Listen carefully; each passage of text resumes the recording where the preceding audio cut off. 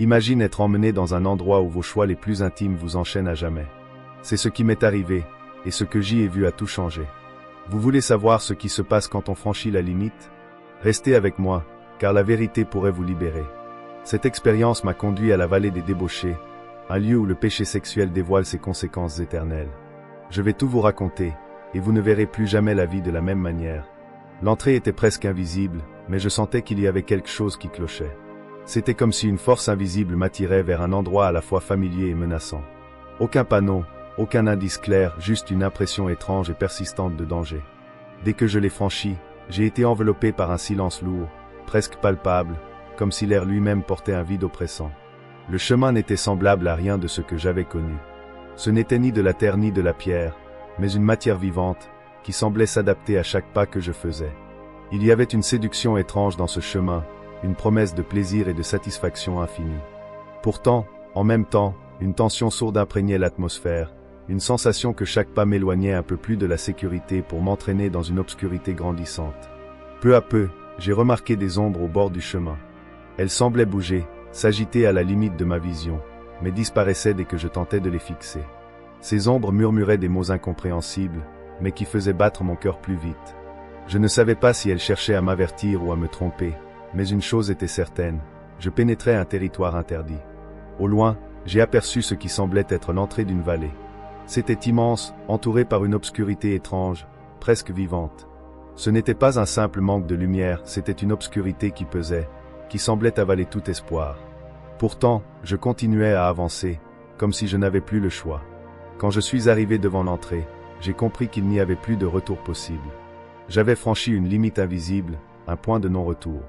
Le portail vibrait d'une énergie indescriptible, et en le traversant, tout a changé. Le sol s'est dérobé sous mes pieds, et j'ai été entraîné dans une chute sans fin apparente.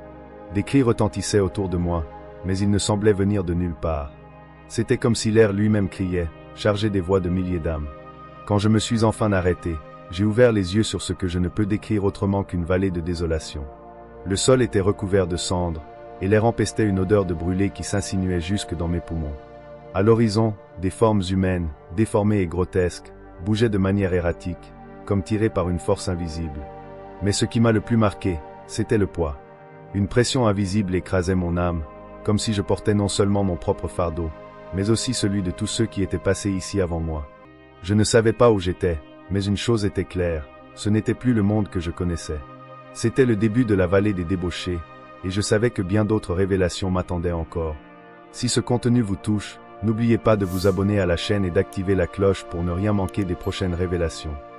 À mesure que mes yeux s'adaptaient à l'obscurité oppressante de la vallée, la véritable nature de cet endroit se dévoilait. C'était un paysage si désolé qu'il semblait aspirer la moindre parcelle d'espoir. Le sol n'était pas solide, il palpitait sous mes pieds, comme s'il était fait de chair vivante, mêlée de cendres et de fragments de quelque chose qui avait autrefois été beau, mais qui était désormais irrémédiablement corrompu. L'air était lourd, chargé d'une fumée qui paraissait vivante, rampant autour de moi et murmurant des vérités que je ne voulais pas entendre. Devant moi, des silhouettes émergeaient des ténèbres.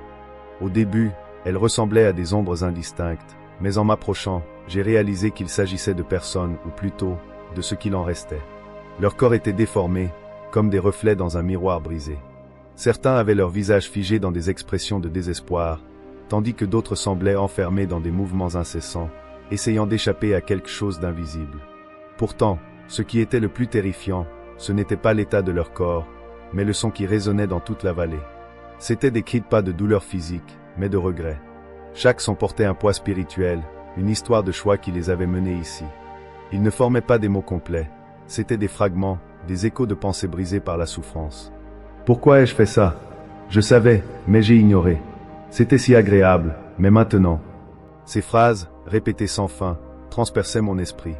Ce n'était pas seulement un bruit extérieur, c'était comme si ces cris s'imprimaient directement dans mon âme, me forçant à ressentir une infime part de leur douleur. En avançant plus profondément dans la vallée, j'ai remarqué que chaque âme semblait prise dans un cycle. Elle revivait les moments de leur vie qui les avaient conduites ici. Un homme se tenait immobile, les mains couvrant ses yeux, mais son corps semblait tiré par une chaîne invisible, le forçant à regarder quelque chose d'horrible encore et encore. Une femme hurlait, tentant désespérément d'éteindre une flamme invisible qui semblait consumer son être. Ces tourments n'étaient pas physiques, ils étaient spirituels, la personnification des choix et des désirs qui avaient dominé leur vie. Ce qui était troublant, c'était la familiarité de leurs histoires. En observant, j'ai compris que les péchés qui les retenaient ici n'étaient pas des actes monstrueux aux yeux du monde. C'étaient des désirs ordinaires, ce que beaucoup considèrent comme normaux ou insignifiants, des trahisons, des indulgences secrètes, des relations construites sur des mensonges et des désirs égoïstes. Et pourtant, ici, ils payaient un prix éternel pour ce qui, à l'époque, semblait tellement justifiable. Alors que j'essayais de tout comprendre, j'ai remarqué quelque chose d'encore plus troublant. La vallée n'était pas seulement un lieu, c'était un miroir. Tout autour de moi semblait refléter les péchés des âmes emprisonnées ici. Les ombres, les sons, même l'air, tout était connecté aux habitants de cet endroit, une manifestation vivante de leurs actions et de leurs conséquences. Peu à peu, j'ai senti un poids s'abattre sur moi. Ce n'était pas seulement l'environnement, mais quelque chose en moi qui semblait attirer, comme si mes propres fautes remontaient à la surface. Chaque pensée impure, chaque décision égoïste que j'avais prise semblait amplifiée, renvoyée en miroir. Je voulais crier, mais je savais que si je le faisais, ma voix s'ajouterait aux lamentations incessantes de la vallée. C'est alors que j'ai remarqué quelque chose que je n'oublierai jamais. Parmi les ombres et les âmes tourmentées, il y avait des chaînes. Au début, elles étaient invisibles, mais maintenant je pouvais les voir clairement. Elles enserraient chaque personne, les reliant à des parties de l'environnement autour d'eux. Certaines étaient ancrées dans le sol, d'autres attachées aux parois sombres de la vallée, mais elles avaient toutes une chose en commun, elles étaient vivantes. Les chaînes bougeaient, se resserrant autour des âmes et les tirant dans des directions auxquelles elles tentaient désespérément de résister. C'était comme si chaque chaîne était une extension du péché qui les avait conduites ici, un rappel constant et inéluctable de leur choix. En observant ces chaînes, une question me vint à l'esprit. Et si j'étais moi aussi prisonnier? J'ai baissé les yeux, mais je n'ai rien vu autour de mes pieds ou de mes mains. Pourtant, le sentiment de lourdeur persistait, et quelque chose me disait que ma liberté était temporaire. J'avais encore une leçon à tirer de cet endroit, et ce que j'allais découvrir ne serait pas facile à accepter. C'était la vallée des lamentations, et je savais que le véritable poids du péché restait à être révélé. Les cris et les lamentations qui résonnaient dans la vallée semblaient venir de partout à la fois. Ce n'étaient pas de simples sons, c'étaient des confessions, des fragments de pensée et de regrets, imprégnés dans l'atmosphère même. C'était comme si l'environnement entier était vivant, façonné par les voix de ceux qui avaient traversé cet endroit avant moi. Au début, j'ai tenté de les ignorer, mais j'ai vite compris qu'elles étaient inévitables. Elles n'étaient pas seulement autour de moi, elles résonnaient en moi, comme un écho interminable dans mon esprit. Chaque phrase était une flèche dirigée droit vers mon âme. Pourquoi ai-je cédé? Je savais que c'était mal, mais je n'ai pas résisté. Si seulement je pouvais revenir en arrière. Ces mots, répétés dans un ton de désespoir infini, portaient le poids de choix irrévocables. Ce qui était le plus troublant, c'était la douleur palpable dans chaque voix, une douleur invisible mais aussi réelle que l'air que je respirais. Je pouvais ressentir chaque mot comme si c'était un témoignage direct, une empreinte de l'âme de celui qui l'avait prononcé. En avançant dans la vallée, j'ai commencé à discerner les histoires derrière ces voix. Certaines étaient simples, presque banales, mais toutes partageaient un point commun, la négation initiale des conséquences. Une femme hurlait sans cesse. Je voulais seulement être aimée. Tout ce que je voulais, c'était de l'amour. Sa voix résonnait d'une douleur si profonde que je pouvais presque voir sa forme éthérée se tordre dans l'horizon, répétant éternellement le même cri. Sa quête d'amour s'était transformée en une prison. Ce n'était pas un châtiment imposé, c'était une conséquence inévitable. Un peu plus loin, j'entendais une voix masculine, plus retenue, mais tout aussi désespérée. Il murmurait. Ce n'était qu'une fois. Je pensais que personne ne le saurait. Sa confession était suivie d'un sanglot étouffé, une plainte qui semblait ne jamais s'arrêter. Je savais qu'il était piégé dans un cycle, revivant encore et encore ce moment de trahison, incapable d'échapper au poids de la culpabilité qui le consumait. Le plus effrayant, c'était la manière dont ces voix se mélangeaient pour former un cœur chaotique de regrets. Il était presque impossible de distinguer une histoire de l'autre, mais en même temps, chaque voix était claire dans son essence. Elles étaient des rappels vivants que le péché n'est pas seulement un acte. C'est une décision qui entraîne des conséquences souvent invisibles jusqu'à ce qu'il soit trop tard. Puis, quelque chose d'inattendu s'est produit. Parmi toutes ces voix, l'une d'elles semblait différente. Ce n'était pas un cri de regret, mais une accusation. « Tu savais !» La voix était nette, presque tranchante, et elle semblait dirigée droit sur moi. J'ai regardé autour de moi, cherchant l'origine de cette interpellation, mais il n'y avait personne. « Tu savais, mais tu as choisi d'ignorer. Combien de fois as-tu entendu l'avertissement et décidé quand même de suivre ta propre voie ?» Ces mots m'ont frappé comme un coup, ravivant des souvenirs que j'aurais préféré oublier. Il n'était pas seulement dirigé contre moi, il faisait partie du reflet de tout ce qui se passait dans cet endroit. Ce qui a rendu ce moment encore plus troublant, c'est que les voix ont commencé à ralentir, comme si elles s'alignaient sur le rythme de mon propre cœur. Chaque battement était accompagné d'un nouveau fragment de confession ou d'accusation, rendant impossible de distinguer ce qui provenait de la vallée de ce qui venait de moi. C'était comme si cet endroit mettait en lumière mes propres défauts, m'obligeant à affronter des vérités que je n'avais jamais voulu admettre. Au milieu de ce chaos, un schéma a commencé à émerger. Les voix n'exprimaient pas seulement des regrets, elles cherchaient à m'apprendre quelque chose. Chaque histoire, chaque lamentation, était un avertissement. C'était comme si la vallée elle-même était vivante, essayant de transmettre une vérité fondamentale. Les conséquences du péché ne sont pas seulement des punitions externes, elles sont l'aboutissement intérieur des choix faits tout au long d'une vie. Cet endroit n'était pas simplement une destination, il était le reflet ultime de ce que les gens étaient devenus. Lorsque j'ai finalement quitté cette partie spécifique de la vallée, j'ai ressenti un soulagement temporaire. Le poids des voix avait diminué, mais leurs paroles continuaient d'écho dans mon esprit. Je savais que d'autres révélations m'attendaient, mais, à ce moment précis, une chose était claire, les choix que nous faisons dans cette vie ne disparaissent jamais. Ils nous suivent, façonnant qui nous sommes et, en fin de compte, déterminant où nous nous retrouverons pour l'éternité. Je suis entré dans une partie de la vallée qui semblait différente des autres. L'atmosphère y était encore plus lourde, comme si l'air lui-même portait un jugement silencieux. Au centre de cet endroit, une structure attirait immédiatement l'attention. Un siège immense, fait de ce qui ressemblait à du verre brisé et des chaînes de fer rouillées. Mais ce n'était pas un siège ordinaire. Il émanait une présence écrasante, presque vivante, comme s'il attendait impatiemment la prochaine âme qui aurait à s'y confronter. Le siège dégageait une lumière faible, presque spectrale, qui révélait à peine ses contours. Les chaînes qui l'entouraient semblaient bouger doucement, comme si elles se préparaient à emprisonner quiconque s'en approcherait. Ce n'était pas un trône de gloire, c'était un symbole de jugement, un endroit où les âmes étaient confrontées à la réalité brutale de leur choix. En m'approchant, j'ai commencé à entendre un bruit émanant du siège. C'était un murmure grave, une combinaison de gémissements et de cris, comme si les voix de tous ceux qui s'étaient déjà assis là étaient toujours présentes. Elles ne formaient pas des phrases complètes, mais des fragments, regrets, confessions, protestations. Je ne savais pas. Pourquoi personne ne m'a prévenu? Si seulement je pouvais revenir en arrière. Chaque mot était comme une lame, tranchant toute tentative d'auto-justification. Devant mes yeux, une âme a été amenée au siège. Il n'y avait ni gardien ni force visible pour la traîner, c'était comme si une force invisible l'attirait, irrésistible, inévitable. La personne résistait, tentant de fuir, mais plus elle luttait, plus les chaînes semblaient l'étreindre, la forçant à avancer. Finalement, elle s'est assise, et c'est là que le véritable supplice a commencé. Dès que l'âme a touché le siège, des images ont commencé à apparaître tout autour.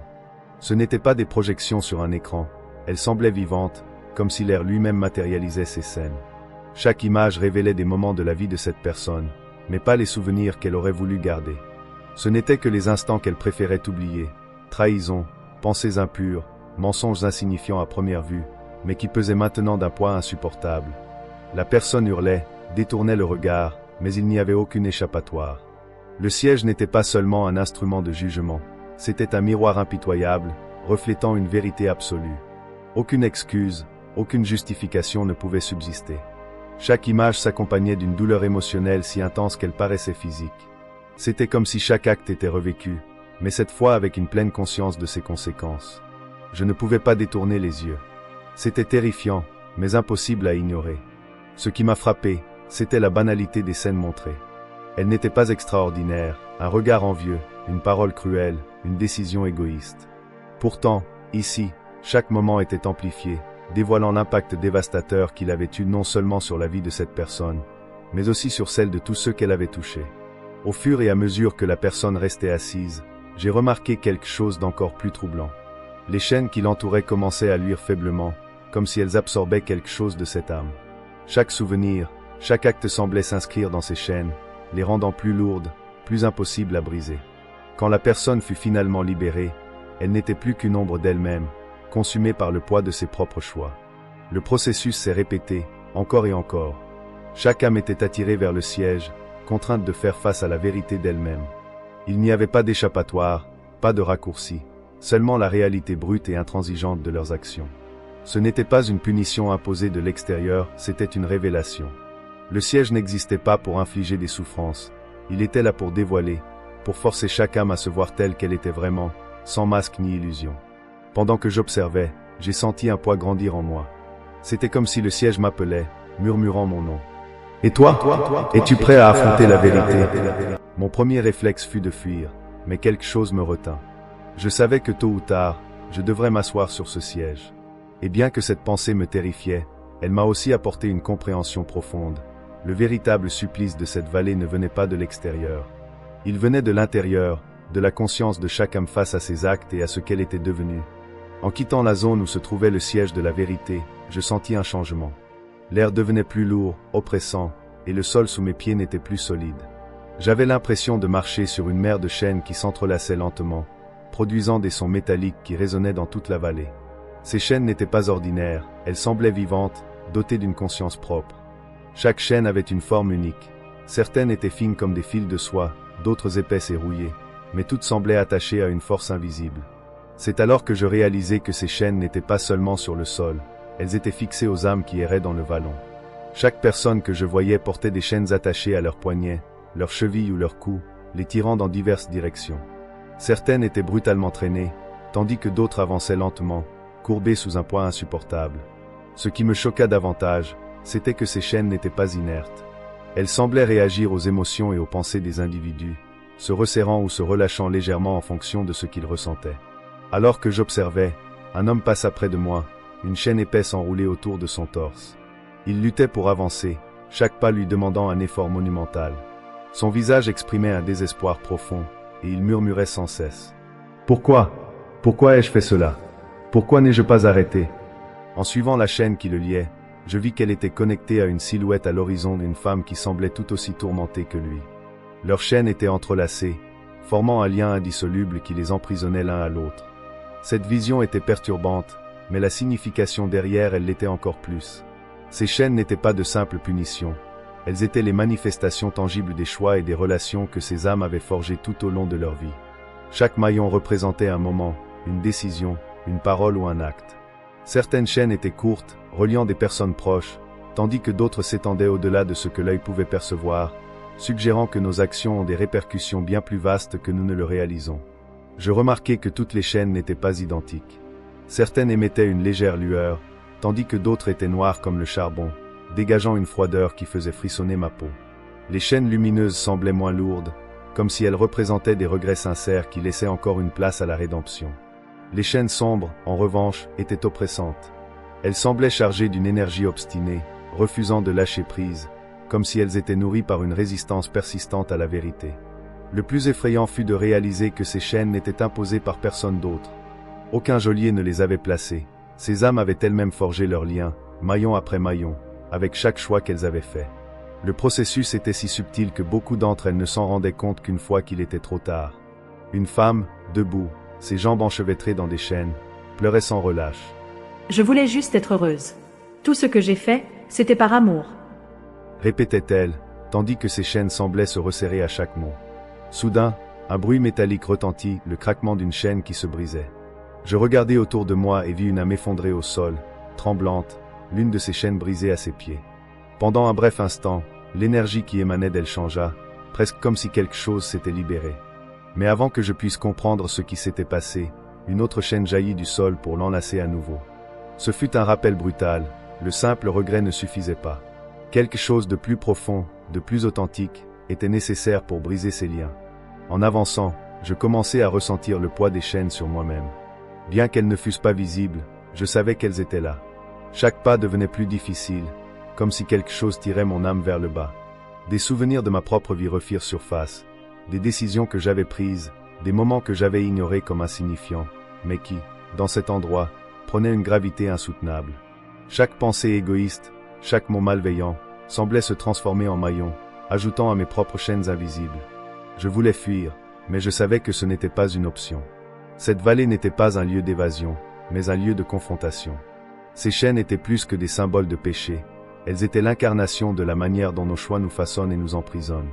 Et en observant les âmes autour de moi, luttant contre les liens qu'elles avaient elles-mêmes créés, une vérité s'imposa dans mon esprit. Personne n'échappe aux conséquences de ses actes. Les chaînes ne sont peut-être pas visibles dans ce monde, mais elles existent bel et bien, se renforçant avec chaque décision que nous prenons, jusqu'à ce que, un jour, nous réalisions qu'elles sont trop lourdes à porter. J'avançais à bout de force. Le poids invisible des chaînes et le vacarme incessant des cris et des lamentations menaçaient de m'engloutir. Mon esprit était en ébullition, submergé par des souvenirs que je ne voulais pas affronter, et mon âme semblait aspirer dans l'abîme qui retenait ces âmes tourmentées. C'est alors que je l'ai vu, quelque chose d'inimaginable dans cet endroit. Une lumière.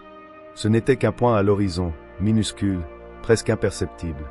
Mais dans une vallée dominée par une obscurité si dense, même la plus petite étincelle était un phare. Au début, je crus à une illusion. Peut-être un jeu d'ombre ou un effet du décor sinistre, mais plus j'avançais, plus cette lumière restait constante. Elle n'était pas comme les lumières que je connaissais. Elle ne vacillait pas, ne projetait aucune ombre. Elle semblait entière, pure, une présence qui m'appelait sans émettre un son. À mesure que je me rapprochais, le paysage autour de moi commença à changer. Ce n'était pas immédiat, mais progressif, presque imperceptible au début. Le sol, autrefois mouvant et couvert de cendres, devenait plus ferme. Les chaînes qui rampaient sous mes pieds semblaient perdre de leur emprise, comme si la lumière neutralisait leur pouvoir. L'air, toujours lourd, devenait moins étouffant. On pouvait sentir une tension dans l'atmosphère, une lutte silencieuse entre la lumière et l'obscurité pour le contrôle de cet endroit. Quand je fus assez près, j'aperçus la source de cette lumière. C'était une figure ni complètement humaine, ni entièrement céleste. Elle avait une forme que je pouvais comprendre, mais sa présence transcendait mes perceptions. Enveloppée d'une lumière dorée, si intense qu'elle semblait vivante, cette figure n'avait rien d'imposant dans son apparence, mais sa simple existence submergeait tout autour d'elle.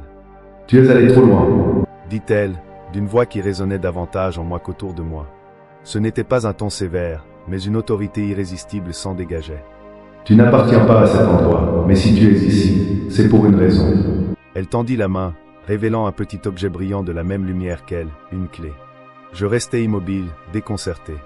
Elle continua. « Ces chaînes que tu vois, ces cris que tu entends, tout cela n'est que le reflet des choix et des conséquences. Mais il y a une chose que beaucoup ici ont oubliée, il existe une issue. Cette clé en est la preuve. Ce n'est pas facile de s'en servir, ni de l'accepter, mais c'est le seul chemin vers la liberté. » La clé semblait vibrer dans sa main, presque comme si elle était vivante. J'avais envie de la saisir, mais un poids invisible me retenait. C'étaient mes propres doutes, la peur que même avec cette clé, je ne sois pas digne de m'échapper. La figure semblait lire en moi, car elle ajouta. « Cette clé n'est pas une récompense. Elle est un cadeau, mais elle ne peut être acceptée qu'avec une totale soumission. Tu dois abandonner ce qui t'a mené ici. » Ces paroles étaient claires, mais leur signification était immense. Je savais ce qu'elles voulaient dire. Pour accepter cette clé, je devais affronter tout ce qui était en moi, mes fautes, mes péchés, mes luttes internes. Je devais abandonner toute résistance à la vérité, à la lumière, et permettre à celle-ci de me transformer. Mais comment y parvenir dans un endroit où tout semblait conçu pour m'enchaîner? Avant que je puisse répondre, la figure s'approcha et plaça la clé dans ma main. Dès qu'elle le fit, une vague de chaleur parcourut mon corps, illuminant quelque chose de profond en moi. C'était à la fois une libération et une douleur, comme si des parties de moi longtemps enfouies étaient enfin réveillées. Elle dit alors. « Utilise-la avec sagesse. Cette clé n'ouvre pas des portes extérieures, elle ouvre les portes de ton propre cœur. Le reste dépend de toi. » La figure disparut ensuite, mais la lumière qu'elle émanait resta, flottant autour de moi comme une présence constante. Elle ne me tira pas immédiatement hors de la vallée, mais elle m'offrait une direction. Elle semblait attendre que je prenne moi-même les décisions nécessaires pour m'échapper. Je serrai la clé dans ma main, sentant sa chaleur vibrer en moi, et une vérité profonde s'imposa. Même dans l'endroit le plus sombre, l'espoir existe toujours. Mais cet espoir ne peut pas être imposé. C'est une décision, un choix à faire, une voie à emprunter avec courage et humilité. Tout ce que je devais faire maintenant, c'était choisir. La vallée semblait se dissoudre autour de moi, mais pas d'un coup. C'était comme si les ombres se retiraient, repoussées par une force invisible émanant de la clé que je tenais encore. À chaque pas, je sentais le poids des chaînes s'alléger, mais les souvenirs restaient intacts. Les visages, les cris et les confessions qui avaient hanté cet endroit étaient gravés dans mon âme, comme une mise en garde indélébile. Je ressentais une traction douce mais ferme, m'élevant hors de cet environnement oppressant. L'obscurité autour de moi laissa place à un espace neutre, sans forme ni son. Ce n'était ni le monde que je connaissais, ni la vallée. C'était un lieu de transition, où mon esprit semblait s'éclaircir. C'est là que je commençais à comprendre la signification de ce que j'avais vécu. Je n'étais pas seulement un spectateur. Si j'avais été conduit dans cette vallée, c'était pour une raison, porter un message. Cette vallée n'était pas qu'un lieu de tourment éternel, elle était un miroir, le reflet de ce que nous portons en nous et la somme des choix que nous faisons. Les chaînes, les cris, le siège de la vérité, tout cela révélait les conséquences que nous refusons souvent de regarder en face. Lorsque je regagnai finalement mon corps, ce fut comme si je sortais d'un cauchemar, mais un cauchemar si réel que j'en ressentais encore le poids. Mon cœur battait à toute allure, ma respiration était saccadée, et une urgence inconnue m'envahissait. Ce n'était pas seulement le soulagement d'être revenu, c'était la responsabilité de partager ce que j'avais vu. Je me levai, toujours imprégné de la chaleur de la clé, même si elle n'était plus physiquement là. Sa présence était spirituelle, un rappel que la décision d'utiliser ou d'ignorer cette clé m'appartenait. Plus encore, elle était le symbole d'un espoir, pas seulement pour moi, mais pour tous ceux prêts à affronter la vérité. Alors que je réfléchissais à tout cela, une phrase résonnait dans mon esprit, une que j'avais entendue à plusieurs reprises dans la vallée. Ils doivent savoir. Ce n'était pas un simple appel, c'était une mission. Ceux qui vivent prisonniers des illusions de plaisirs éphémères, des promesses creuses du péché et des excuses que nous nous donnons doivent comprendre le prix véritable de leur choix. Ils doivent savoir que les chaînes qu'ils forgent maintenant pourraient devenir leur fardeau éternel. Le monde autour de moi semblait différent, plus clair, comme si je voyais à travers une nouvelle lentille. Les tentations, les distractions, tout ce qui semblait si attrayant auparavant, portait désormais un autre poids. Ce n'étaient pas de simples attraits, c'étaient potentiellement les prémices de chaînes. Chaque choix comptait, bien plus que je ne l'avais jamais réalisé. Cette clarté n'était pas un don uniquement pour moi, elle était destinée à être partagée. Je parlais pour la première fois de cette expérience avec hésitation, mais je remarquai que les gens écoutaient. Certains étaient sceptiques, d'autres curieux, mais il y avait ceux qui ressentaient la gravité du message. Ils savaient, au plus profond d'eux-mêmes, que cette vallée n'était pas qu'une métaphore, elle était une réalité spirituelle, une conséquence que chacun devra affronter si nous ignorons l'appel au changement. La vallée m'avait montré que nos vies ne sont pas simplement une suite de moments indépendants. Chaque décision, aussi insignifiante semble-t-elle, contribue à forger notre destin éternel. Tant que nous avons encore le temps, tant que nous avons encore le choix, nous devons décider quoi faire des clés qui nous sont offertes. Mon retour au monde réel n'était pas la fin de mon voyage, c'était le début d'une mission. Et maintenant, le poids du message que j'avais reçu n'était plus un fardeau que je portais seul, c'était un appel à ceux qui ont encore le temps de changer. Même après mon retour dans le monde physique, le poids de la vallée restait en moi. Ce n'était plus le fardeau oppressant des chaînes que j'avais vu là-bas, mais un poids différent, celui de la compréhension, un appel à ne jamais oublier ce que j'avais vécu. Les images de cet endroit, les cris, les confessions et les chaînes entrelacées continuaient de résonner dans mon esprit, gravées dans mon âme comme une mise en garde éternelle. Je savais que ces visions n'étaient pas seulement pour moi, mais pour tous ceux qui ont encore le temps de choisir un autre chemin. Je réfléchis à ce que cette vallée représentait vraiment. Ce n'était pas seulement un lieu de tourments éternels, c'était un miroir, le reflet de ce que nous ignorons ou nions souvent dans nos vies. Chaque chaîne, chaque âme captive, était un rappel vivant que les choix que nous faisons aujourd'hui ont des conséquences bien au-delà de ce monde. Et ce qui était le plus troublant, c'était la simplicité de ces choix. Ce n'étaient pas des actes monstrueux ou extraordinaires qui avaient conduit ces âmes à la vallée, c'étaient des décisions quotidiennes, des écarts moraux mineurs, des moments d'auto-indulgence qui paraissaient si insignifiants sur le moment. Je me suis demandé, combien de fois justifions-nous nos actions? Combien de fois disons-nous que ce n'est pas si grave, que tout le monde fait pareil, ou que nous aurons le temps de réparer plus tard? Mais la vallée m'a montré une vérité inéluctable, chaque moment compte. Chaque choix façonne quelque chose dans notre âme, soit un reflet de lumière, soit un maillon dans les chaînes qui finiront par nous emprisonner. En y repensant, je réalisais que le péché sexuel, en particulier, portait un poids unique.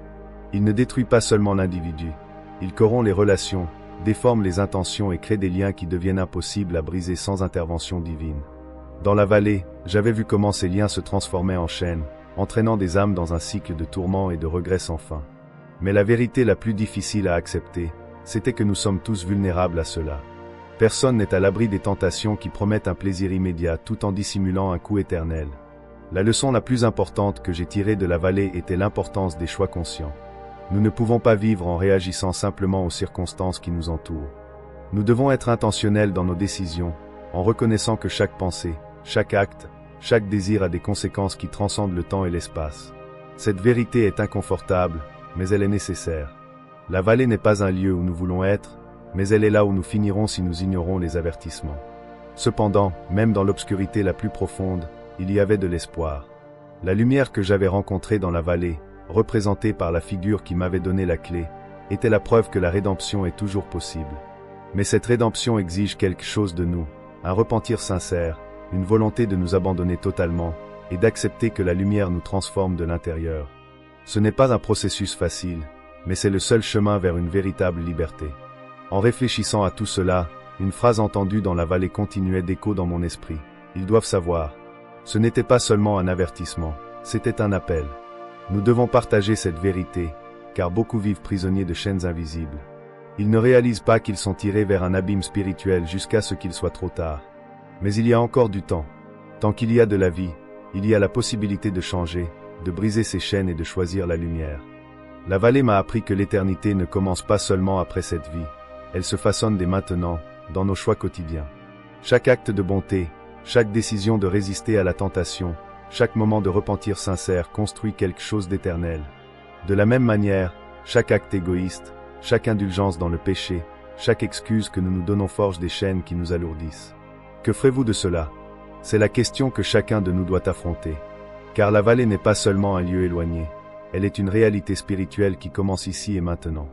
Nous ne pouvons ignorer le poids de nos choix, mais nous ne devons pas non plus sous-estimer le pouvoir de la lumière pour nous libérer.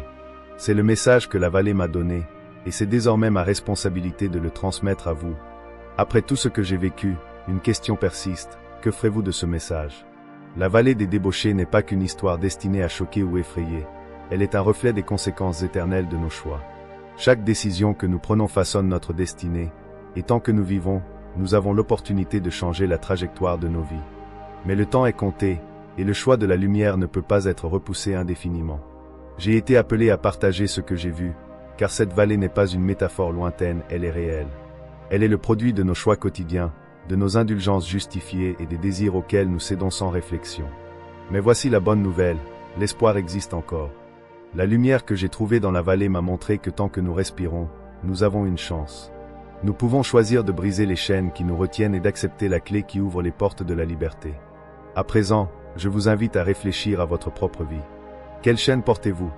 Quelle décision prenez-vous qui, bien que semblant insignifiante, sculpte votre destinée éternelle? Ne négligez pas les avertissements, car la vallée n'est pas qu'un lieu pour les autres, elle est une possibilité réelle pour quiconque ignore la vérité. Mais tout comme il existe un danger, il existe également une rédemption. Un repentir sincère, le désir de changer et la quête de la lumière sont les premiers pas vers la liberté. Si ce message vous a touché, ne le gardez pas pour vous. Partagez-le avec quelqu'un qui a besoin de l'entendre. Beaucoup vivent emprisonnés dans des chaînes qu'ils ne voient même pas, et ce message pourrait être le début de leur libération. Abonnez-vous à cette chaîne pour continuer à recevoir des contenus qui défient, inspirent et transforment. Plus encore, laissez un commentaire. Je veux savoir comment ce message vous a impacté et comment, ensemble, nous pouvons diffuser cette lumière. Ce n'est pas simplement une vidéo, c'est un appel. Un appel à évaluer votre vie, à reconnaître le poids de vos choix, et surtout, à accepter la clé capable de briser toutes les chaînes. La lumière est accessible à tous, mais elle exige une chose essentielle, un choix. Et ce choix se trouve maintenant devant vous. Que ferez-vous? L'éternité commence ici et maintenant, et chaque instant compte.